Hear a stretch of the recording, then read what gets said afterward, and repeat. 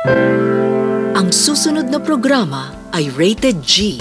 Ito ay pwede sa lahat ng manonood.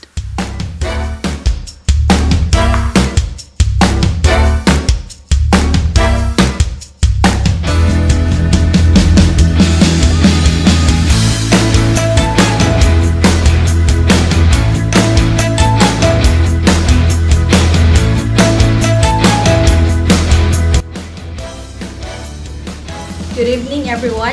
I'm Suzette Permelejo, and I'm here about to tackle Batas at Lohika.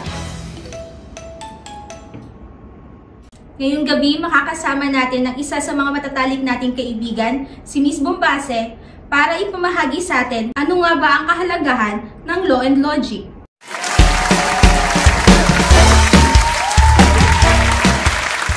So, welcome Miss Bombase sa show nating Batas at Lohika. So, kamusta ka naman? Okay naman ako, at sa mga manonood natin dyan, sana'y maayos naman kayo.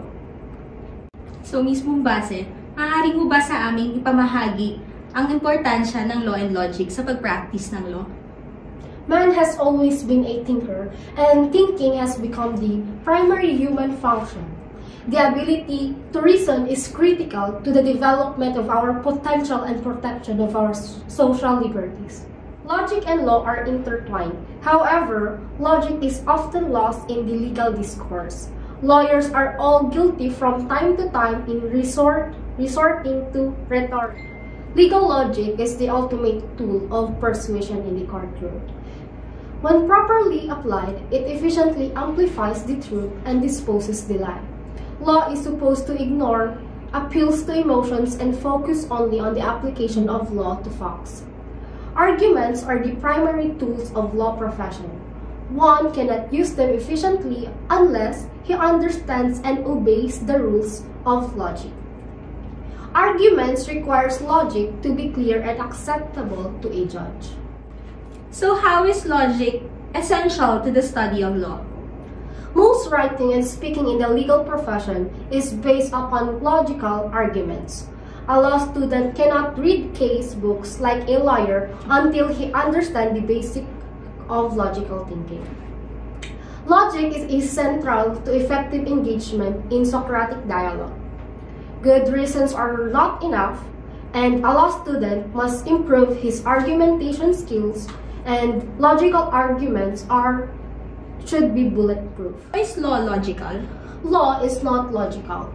Law involves complete consideration of justice, history, equity, facts, customs, and economics. Law cannot be reduced to a syllogism or legal mathematics. The life of the law is not logic but experience. Life does not exist for the sake of concept but concept for the sake of life. It is not logic that is entitled to exist but what is claimed by life, by social relations. By the sense of justice, logical necessity or logical impossibility is immaterial. So in general, what is logic and legal reasoning? Logic is the study of principles and methods of good reasoning. It is by the means of logic that we clarify our ideas, assesses the acceptability of the claims and beliefs we encounter, defend and justify our assertions and statements, and make rational and sound decisions. While we define legal reasoning by what we use when we apply laws, rules, regulations to particular facts and cases, what we use when we interpret statutes, and when we evaluate evidence and render judgment. So how is legal reasoning expressed through arguments? It is a claim put forward and defended with reasons. Lawyers become persuasive and convincing if they develop the habit of speaking in arguments and just making assertions or claims that something is true, but support their assertions by providing justifications. So how about in judicial process? It is defined as the process of careful thinking by a judicial officer in the course of resolving legal issues presented by the parties to a legal action before the court for determination. It is concerned with the administration of justice. And this will be discussed further in the next chapters. Now, now, would you like to give us the forms of legal reasoning? So for the forms of legal reasoning, first we have the rule-based reasoning. These are rules found in codes and cases that relies on syllogism of argument. Second is the analogical reasoning, comparing and distinguishing cases by using prior and judicial decision. And the last is the principle-based reasoning. This is an appeal to a trail valued by society, not just by parties in the dispute, which could be drawn from morality, justice, fairness, equality, democracy, and personal freedom. Thank you, Ms. Mombase, for sharing your knowledge for today. Thank you also, and sana may natutunan kayo sa akin.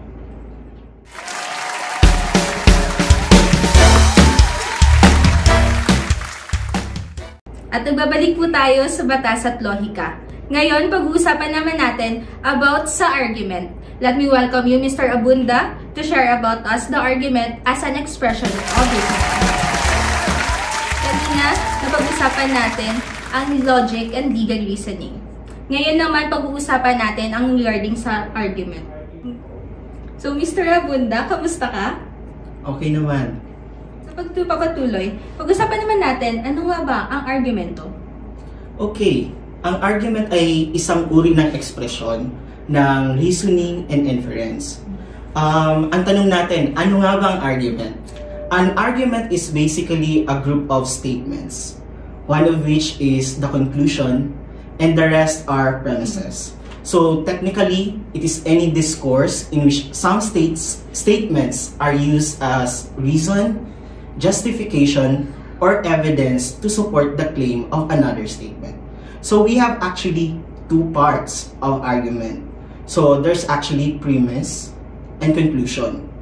Premise is the proposition that is used to support a claim, while conclusion is the proposition supported by the premises. Ano nga ba ang mga uri ng mga arguments? Actually, we have three types of arguments. First, empirical argument. Second, analytic argument. And lastly, evaluative argument. Ano-ano nga ba ang pagkakaiba nito? Ang empirical argument, it has a conclusion which claims that something is observably true, false, or probable. Ang analytic argument naman ay merong conclusion which is making an analytic claim and is supported by analytic definition.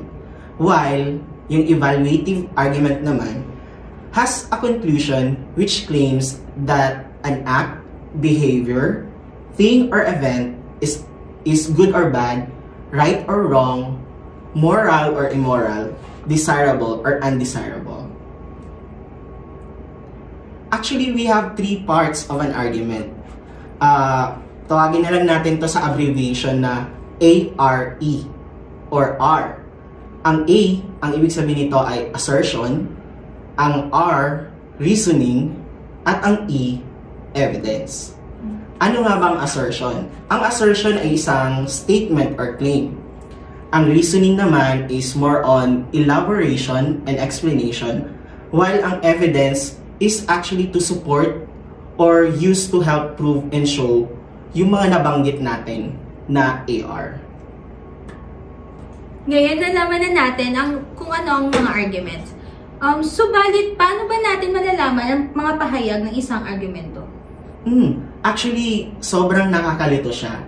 Kasi ang isang argument is actually a passage contains an argument that it purports to prove something. So, parang meron tayong pinapatunayan gamit ng isang fact. Actually, meron tayong two conditions para malaman kung ang isang salaysay or statement is an argument. So, one, at least merong statement na merong claim to present evidence or reasons. Ito ang tinatawag nating factual claim. Ang pangalawa naman, merong claim na alleged evidence supports or implies something. That is, sabihin natin, dahil ito yung nangyayari o ito yung patunay, ay parang kinukonsider na natin na ay ito rin pala yung ibig sabihin nito. Ang tawag naman natin dito ay inferential claim. So, para lang maipaliwanag natin kung ano yung dalawang parts na yun, ang factual claim is actually a claim that something is true. A claim that evidence or reasons are being presented. While inferential claim, ito ay alleged evidence or reasons support or imply to something. An inferential claim can be either explicit or implicit. So, ano nga ba yung explicit and implicit inferential claims? So, ang explicit inferential claims, mabilis lang natin siyang malaman. Usually, ginagamit nito yung mga words na thus, since, because, hence, therefore, so and so on and so forth. While yung implicit inferential claim naman, ito yung mga statement na di natin mapapansin na argument siya. Basta meron siyang relationship between the statements sa isang pahayag, but the passage contains no indicator words. So galing doon, ipapaalala lang natin na hindi lahat ng may thus, since, hence, ay tanda ng isang argument. May mga pahayag na mga tinatawag natin na non-argument. Doon, paano ba natin malalaman ito? Actually, maraming ways to know na ang isang argument ay hindi argument. So, actually, meron tayong five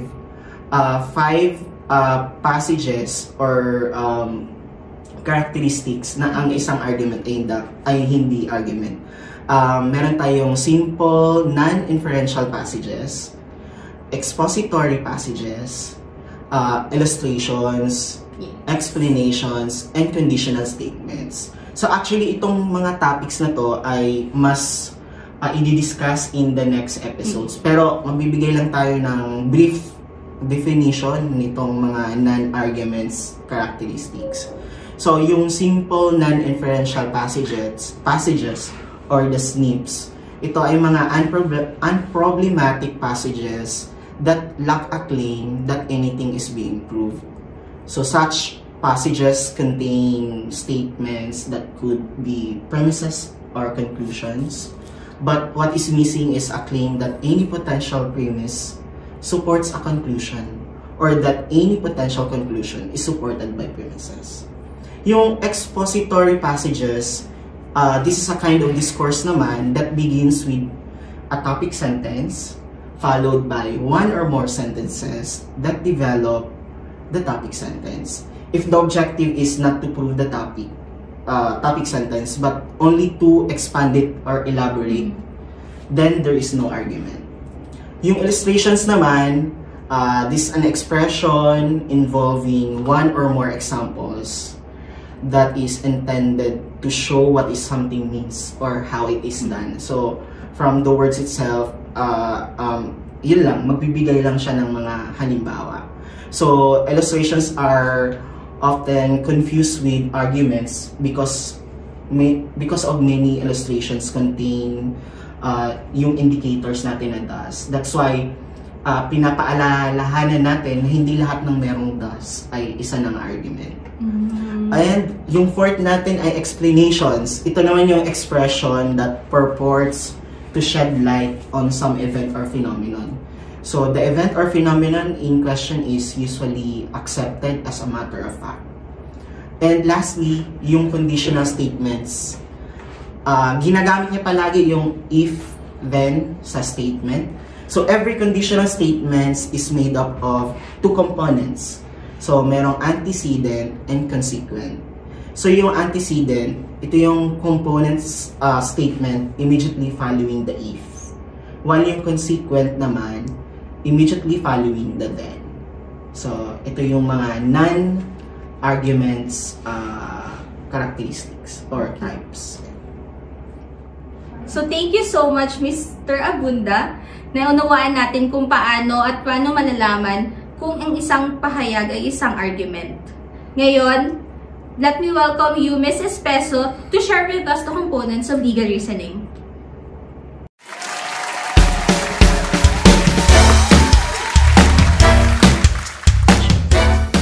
Welcome again, Miss Espeso.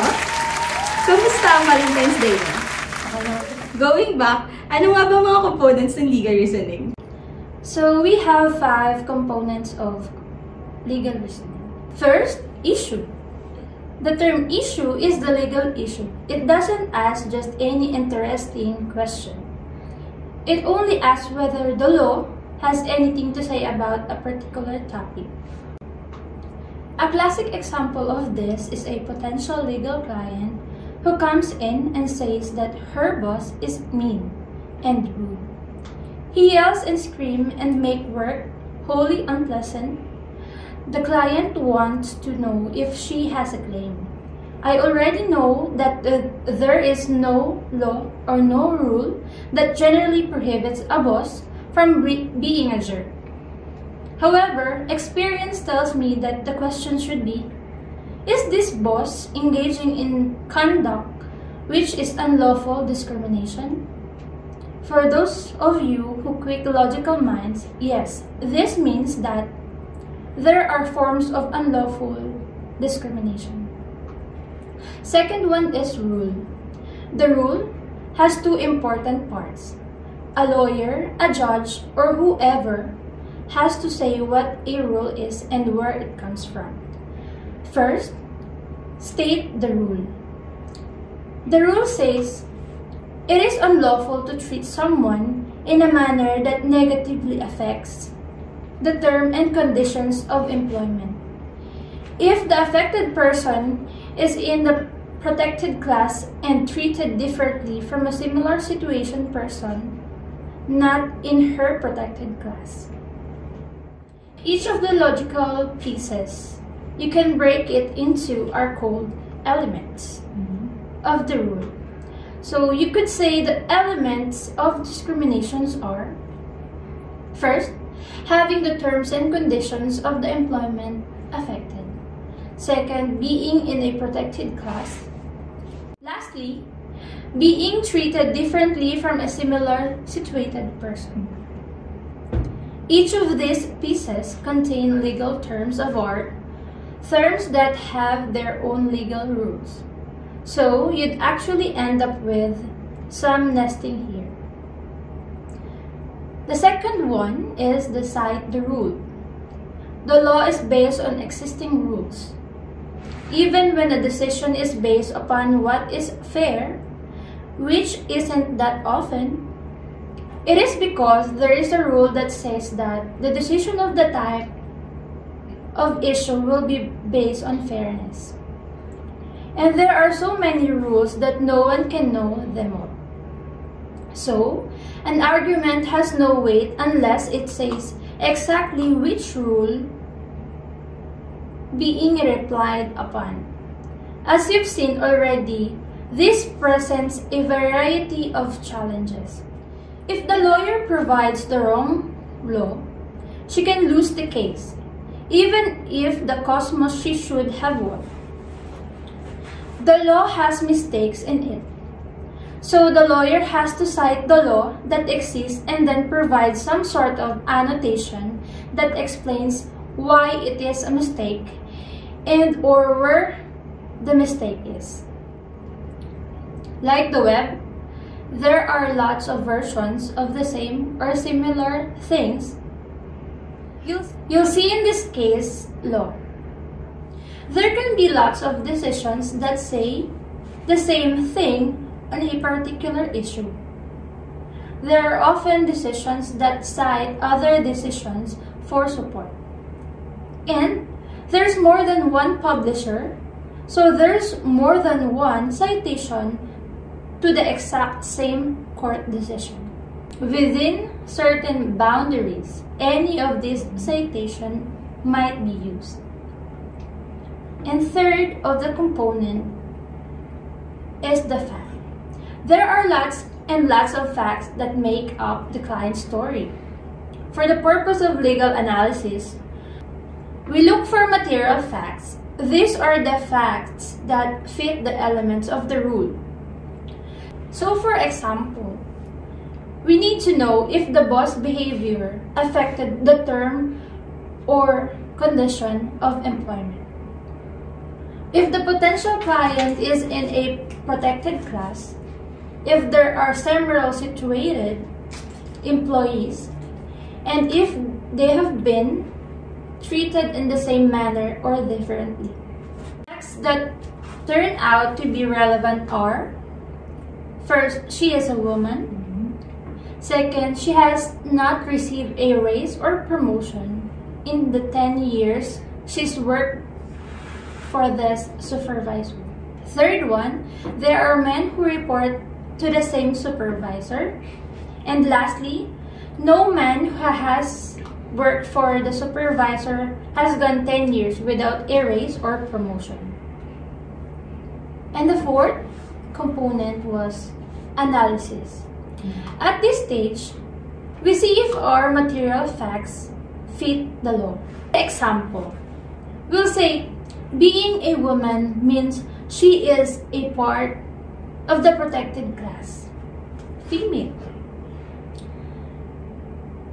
All people belong to a protected class based upon sex or gender. That is, they are either male or female, or both protected class. Not receiving a raise or promotion is affecting the terms and conditions of employment. Third, there are men working for the same supervisor. So there are similarly situated persons who are not in her protected class. These men did not go without raises and promotions, so they were treated differently.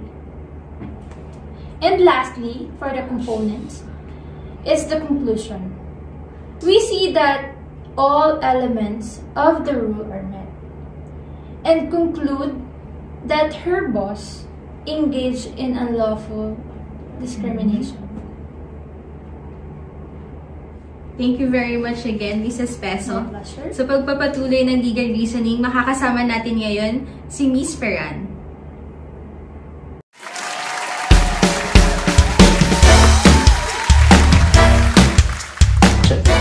Nagbabalik po tayo sa batas at logika. Ngayon naman, kasama natin si Miss Ferran. Again, and welcome Miss Ferran. Kamusta ka? Mabuti naman. Hello, everyone. Good evening.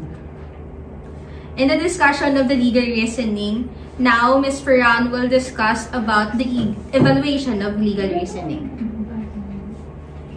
So, for the discussion of the evaluation of legal reasoning, we have two criteria to determine a good and bad reasoning. First is the truth, and second is logic. So, prior to my discussion, the other speakers have already discussed what is truth and logic. So, let me focus on the explanation of the two main processes involved in the legal reasoning. So first is presentation of facts, which pertains to the question of truth, and second is interference, which pertains to the question of logic. So first we will discuss or we will tackle about the presentation of facts, which pertains to the question of truth. So here, the question we are dealing here is, are the premises provided in an argument are true or acceptable? Second, we should determine that the facts to be accepted is a principal objective when any case is tried in a court. And third, the legal reasoning that will prevail is that which is grounded on truth or genuine facts only. And the second main reason is the interference, which pertains to the question of logic. So here, premises of the argument must not only be factual, but also kailangan din natin ma-establish yung connection of the premises to the conclusion, and kailangan they are logically coherent. And also, in accepting the truth of a premise or evidence, one must consider its coherence to credible sources of information, as well as to the general set of facts already presented. And third, one must also consider whether the facts presented are clear and unambiguous, or if kailangan pa ng more clarification. And lastly, para maging admissible ang isang factual evidence na na-present natin sa court, kailangan is wala tong significant issue in legal reasoning. So, yan. Maraming salamat again, Ms. Ferran. We have learned a lot about logic. We've tackled legal reasoning and its components, and also on how to evaluate it. We've learned also about arguments and its types, and how to recognize it. So for today, thank you for our speakers, Ms. Ferran, Mr. Abunda, Ms. Bombase, and also Ms. Espeso. Guys, salamat sa panonood. Sana marami kayong natutunan. Kita-kits tayo sa mga susunod na batas at lohika episodes. Magandang gabi sa inyong lahat.